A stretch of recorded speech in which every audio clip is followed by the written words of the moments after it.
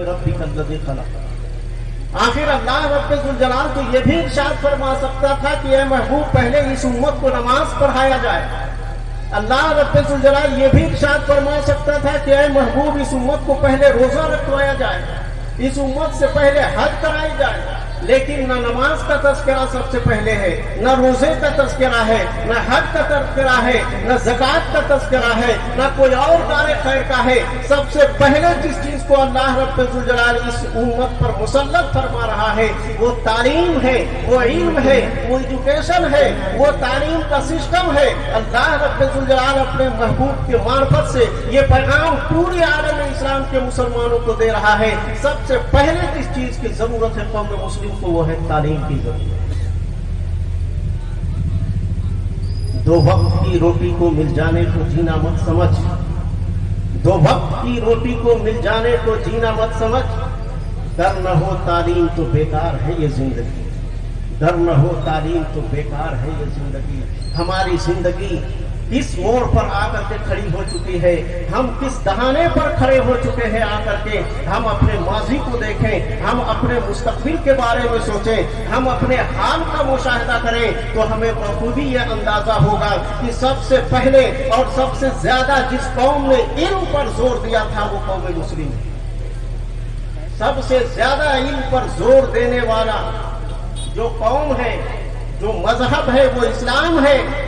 इस्लाम ने जितना जोर दिया था तालीम पर, दुनिया के किसी और मजहब ने इल्म पर उतना जोर नहीं दिया। लेकिन मामला बिल्कुल उल्टा कि जिस मजहब ने, जिस रब ने, जिस रसूल ने सबसे ज्यादा तालीम पर जोर दिया था, आज उसी रब के मानने वाले, उसी रसूल के उम्मती कहलाने वाले, उसी मजहब इस्लाम के मानने वाले तालीम के मैदान में सबसे पीछे। हमें जरूरत है तब्दीली लाने की, अपने अंदर तब्दीली लाने की हमें जरूरत है। खुदा ने आज तक उस कौम की हालत नहीं बदली, न हो ख्याल जिसे अपनी हालत के बदलने का। जब हम खुद बदलना नहीं चाहेंगे तो फिर हमें कोई नहीं बदल सकता है। जब हम खुद बदलना चाहेंगे तो अल्लाह रब्बुल जलाल हमारे लिए हिदायत के सैकड़ों दरवाजे खोल देगा और तरक्की के हजारों रास्ते को मुहैया करवा देगा। लेकिन हम हैं जो टस से मस होने के लिए तैयार नहीं।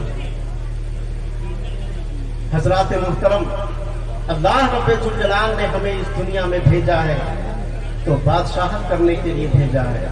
वला तहिनु वला तहज़नु वअंतुमुल आलौना इन कुंतुम मुमिनीन। तुम ही बुलंदो बाला रहोगे, तुम्हारी ही हुक्मरानी होगी, तुम्हारी ही बादशाहत होगी। लेकिन एक शर्त है कि तुम मोमिन कामिल हो जाओ, तुम मोमिन कामिल बन जाओ।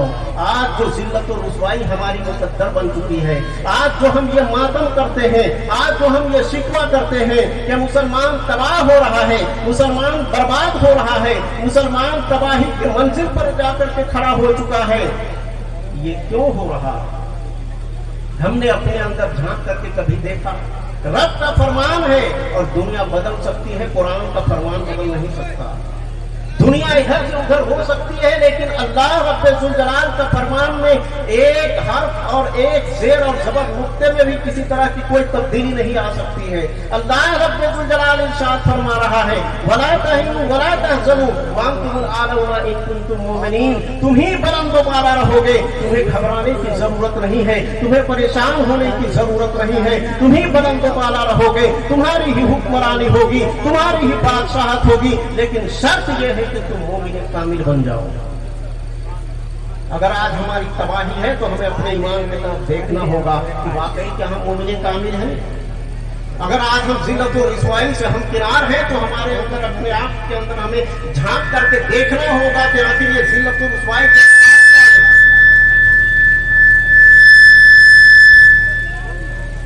आज हम तबाही के दहाने पर जो खड़े हैं तो ये हमें अपने अंदर झांक करके देखना है कि आखिर वजह क्या है कि हम जिल्लत और रुसवाई के शिकार हैं। तो आपको नतीजा बिल्कुल साफ नजर आएगा کہ ہم نے تعلیمات قرآنی سے منہ موڑ لیا ہے، ہم نے سنت رسول سے منہ موڑ لیا ہے، ہم نے دین اسلام سے منہ موڑ لیا ہے۔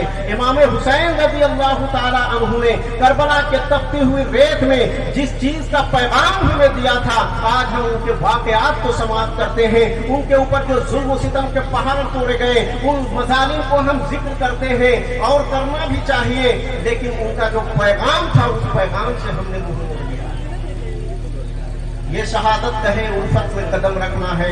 لوگ آسان سمجھتے ہیں مسلمان ہونا، ہم سمجھتے ہیں کہ صرف جمعہ مسجد میں پہنچ جائے یہی مسلمان کی علامت ہے، ہم یہ سمجھتے ہیں کہ عید اور بقرعید کی نماز پڑھ لیں یہی مسلمان ہونے کی علامت ہے۔ امام حسین رضی اللہ تعالیٰ عنہ کا پیغام کیا تھا؟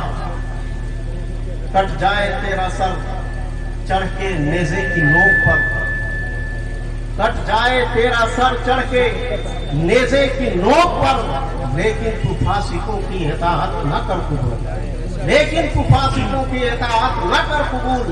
آج ہمارے جو حکمران ہیں، آج جو ہمارے قوم کے رہبر ہیں، آج جو ہمارے قوم کے لیڈر کہلائے جانے والے لوگ ہیں، وہ کس حال میں ہیں کہ آپ اندازہ کر سکتے ہیں۔ تباہی اور بربادی کی ایک وجہ یہ بھی ہے کہ ہمارے جو قوم کے رہنما اور رہبر ہیں وہ فسق و فجور میں اپنی زندگی کو گزار رہے ہیں، وہ فسق و فجور میں اپنی زندگی کو گزار رہے ہیں، اور قوم کی رہنمائی اور اس کے بھلائی کا بیڑا اٹھا کر کے کھڑے ہیں۔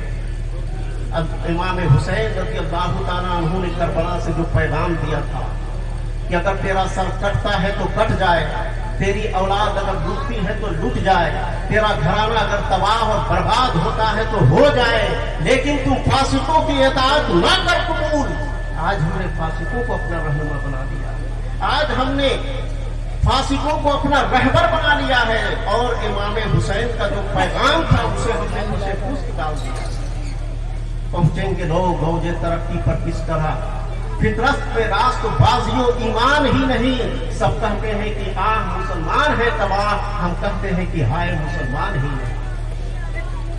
سب کہتے ہیں کہ آہ مسلمان ہے تباہ، ہم کہتے ہیں کہ ہائے مسلمان ہی نہیں۔ مسلمان ہو اور تباہ ہو جائے، مسلمان ہو اور برباد ہو جائے، مسلمان ہو اور ذلت و رسوائی کا شکار ہو جائے، مسلمان ہو اور ذلت پہ پڑ جائے، ایسا نہیں ہو سکتا ہے، اس لیے کہ اللہ رب الجلال ارشاد فرما رہا ہے وَلَا تَهِنُوا وَلَا تَحْزَنُوا وَأَنْتُمُ الْأَعْلَوْنَ إِن كُنتُم مُؤْمِنِينَ۔ تمہیں حیران ہونے کی ضرورت نہیں ہے، تمہیں پریشان ہونے کی ضرورت نہیں ہے، تم ہی بلند و بالا رہو گے، تمہاری ہی حکمرانی ہوگی، لیکن شرط یہ ہے کہ تم مومن کامل بن جاؤ۔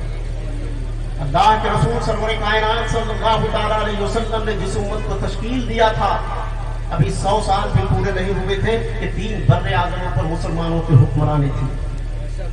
ابھی 100 سال بھی نہیں پورے ہوئے تھے کہ 3 بر اعظموں پر مسلمانوں کی حکمرانی ہو چکی تھی، آدھی دنیا پر مسلمان حکمرانی کر رہے تھے۔ آخر کیا تھی وجہ؟ وہ بوریاں نشین، وہ پھٹے ہوئے کپڑے، وہ ٹوٹی ہوئی چٹائی پر بیٹھنے والے لوگ، وہ کھجوروں کے چھال پر زندگی گزارنے والے لوگ، وہ ٹوٹی ہوئی نیزوں کے ساتھ میدان جنگ میں اترنے والے لوگ۔ وجہ کیا تھی جنہوں نے ہندوستان اور پوری دنیا کا نقشہ انہوں نے بدل دیا تھا؟ وجہ کیا تھی؟ کھجور ایک چوس کر کے روزہ رکھتے تھے، اسی کھجور کو افطاری میں چوس کر کے افطار کیا کرتے تھے۔ نہ ان کے پاس کھانے کا سامان تھا، نہ ان کے پاس بہترین پہننے کے لیے کپڑے تھے، نہ ان کے پاس اعلیٰ قسم کے ساز و سامان تھے، لیکن جہاں کہیں بھی انہوں نے قدم رکھا اس ملک کو انہوں نے بعد میں فتح کیا، وہاں کے رہنے والوں کے دلوں پر پہلے حکمرانی کی۔ آج ہمارا کردار ہمیں لوگ تو اسلام سے دور کرتا ہوا نظر آ رہا ہے۔ آج ہمارا کیریکٹر اتنا خراب ہو چکا ہے کہ لوگ ہمیں دیکھ کر کے اسلام سے دور بھاگتے ہوئے نظر آ رہے ہیں۔ ایک عیسائی تھا اور ایک مسلمان تھا، اور وہ عیسائی اور اس مسلمان دونوں میں بڑی دوستی تھی، بڑی گہری دوستی، اٹھنا بیٹھنا کھانا پینا چلنا پھرنا کام کا سارا معاملات ان دونوں کا ایک ساتھ ہوا کرتا تھا۔ ایک دن اس مسلمان نے کہا عیسائی سے کہ تو مسلمان کیوں نہیں ہو جاتا؟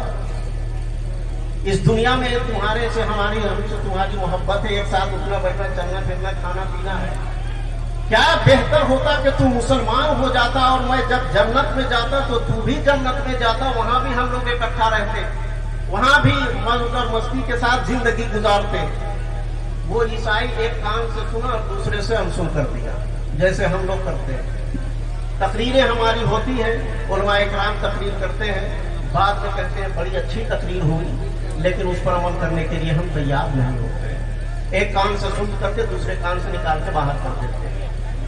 दूसरी मर्तबा फिर उस मुसलमान ने कहा कि तुम मुसलमान क्यों नहीं हो जाते? वो ईसाई फिर खामोश रहता है। फिर उसने कहा तीसरी बार कि तुम मुसलमान क्यों नहीं हो जाते? हमारा तुम्हारा ताल्लुक बड़ा गहरा है, जब मैं जन्नत में जाऊंगा तो तू भी जन्नत में जाए। तीसरी बार उस ईसाई ने कहा तुम किस इस्लाम की बात करते हो? तुम्हारा इस्लाम एक नहीं दो इस्लाम है। एक इस्लाम तो वो है जिस पर बायजीद बुस्तामी चलते थे, एक इस्लाम तो वो है जिस पर गौसे आजम जिलानी चलते थे, एक इस्लाम तो वो है जिस पर ख्वाजा मोइनुद्दीन चिश्ती चलते थे, एक इस्लाम तो वो है जिस पर मखदूम पाक चलते थे, एक इस्लाम तो वो है जिसके लिए इमाम हुसैन ने अपनी गर्दन और अपने पूरे खानदान को कुर्बान कर दिया था। एक वो इस्लाम था और एक तुम्हारा इस्लाम है। एक तुम्हारा इस्लाम है कि मैं अगर ज़िना करता हूँ तो तू भी ज़िना करता है, हालांकि तू अपने आप को मुसलमान कहता है। अगर मैं शराब पीता हूँ तो तू भी शराब पीता है, हालांकि तू अपने आप को मुसलमान कहता है। अगर मैं चोरी करता हूँ तो तू भी चोरी करता है, हालांकि तू अपने आप को मुसलमान कहता है। अगर मैं हराम खाता हूँ तो तू भी हराम खाता है, हालांकि तू अपने आप को मुसलमान कहता है। अगर यही इस्लाम है, चोरी तुम करने के बावजूद अगर तुम जन्नती हो सकते हो, झूठ बोलने के बावजूद अगर तुम जन्नती हो सकते हो, अल्लाह की नाफरमानी करने के बावजूद अगर तुम जन्नती हो सकते हो, तो मुझ में और तुझ में फर्क क्या है? सिर्फ नाम का फर्क है। चलो नाम हम बदल लेते हैं, लेकिन अगर तुम उस इस्लाम की बात करते हो जिस पर गौसे आजम चले थे, अगर तुम उस इस्लाम की बात करते हो जिस पर बायजीद बुस्तामी चले थे, अगर तुम उस इस्लाम की बात करते हो जिस पर ख्वाजा मोइनुद्दीन चिश्ती चले थे, तो फिर तुम्हें इस्लाम की तबलीग करने का कोई हक नहीं है। फिर मुझे कलमा पढ़ाने के लिए गौसे आजम आए या ख्वाजा मोइनुद्दीन चिश्ती आए। ये है हमारा किरदार, दुनिया के सामने हमारे किस तौर पर पेश किया जा रहा है, इसे हमें सोचने और समझने की जरूरत है। इतना बड़ा थप्पड़ है कि अगर एहसास बाकी हो तो इसकी कसक जिंदगी भर नहीं जाएगा। एक किताब है, एक हिंदू राइटर ने लिखा, उस किताब का नाम है अरब का चांद। स्वामी लक्ष्मण प्रसाद उसका लिखने वाला है, राइटर। और जब उसने हुजूर के सीरत पर जब ये उसने किताब लिखी, नेट पे मौजूद है, पीडीएफ में आप अगर ख्वाहिशमंद हो तो उसको मुताला कीजिएगा। अरब का चांद लिखने वाला है हिंदू राइटर। और जब वो किताब उसने जब मुकम्मल उसने की तो उससे जब इंटरव्यू लिया गया और उससे जब पूछा गया कि तुम एक हिंदू हो करके, गैर मुस्लिम हो करके रसूल की जिंदगी पर तुमने जो किताब लिखी है, क्या तेरे दिल में कभी ये ख्याल नहीं हुआ कि तुम उस रसूल के गुलाम बन जाओ? तुम्हारे दिल में कभी ये एहसास पैदा नहीं हुआ कि जिस रसूल की जिंदगी के रोजो शब पर तुम रोशनी डाल रहे हो और रोशनाई के जरिए से तुम्हारे दिल में कभी ये एहसास नहीं हुआ कि उस रसूल का कलमा पढ़ करके तुम भी उसके गुलामी में शामिल हो जाओ? उसने कहा कि जब मैं रसूल की जिंदगी को पढ़ रहा था तो रसूल के जिंदगी के एक एक लम्हे से इल्म, नूर और हिकमत की दानाई की रोशनाई टूट रही थी।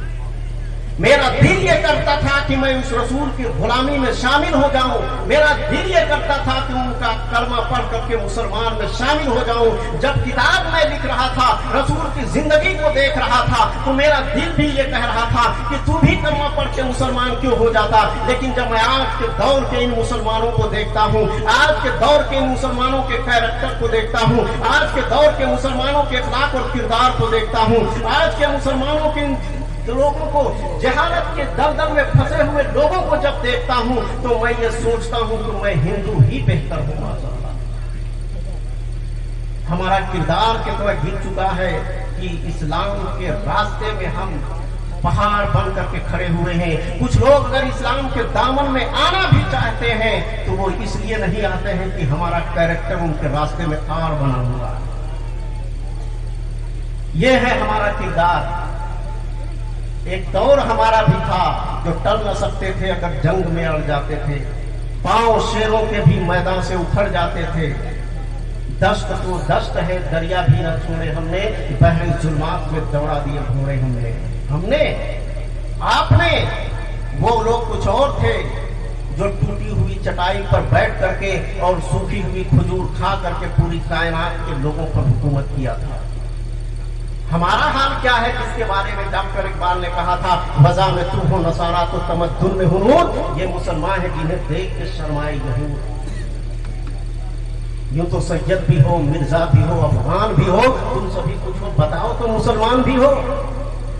کون ہے تارک آئین رسول مختار، مصلحت وقت کی ہے کس کے عمل کا معیار، کس کے آنکھوں میں سمائی ہے شعار اغیار، ہو گئی کس کی نگہ طرز سلف سے بیزار، قلب میں سوز نہیں روح میں احساس نہیں، کچھ بھی فرمان محمد کا تمہیں پاس نہیں۔ اس مسلمان کو کہاں کھڑا ہونا چاہیے تھا اور یہ کہاں کھڑا ہے؟ تعلیم کے میدان میں اسے دنیا کی رہنمائی کرنی چاہیے تھی۔ ہم کاسیت گدائی لے کر کے دوسروں کے اسکولوں میں جا کر کے اور تعلیم کی بھیک مانگنے کے لیے مجبور ہیں۔ دنیا ہمارے دروازے پر علم کی بھیک مانگا کرتی تھی۔ اندلس کی سرزمین پر، بغداد کی سرزمین پر، مصر کی سرزمین پر بڑے بڑے انگریز آ کر کے اور لائن میں لگے رہتے تھے ایڈمیشن اور داخلے کے لیے۔ آج ہم عیسائیوں کے دروازے پر لائن لگا کر کے داخلے کی بھیک مانگتے ہیں اور ایک دوسرے کے بعد جا کر کے ہمیں بھیک ملتی ہے۔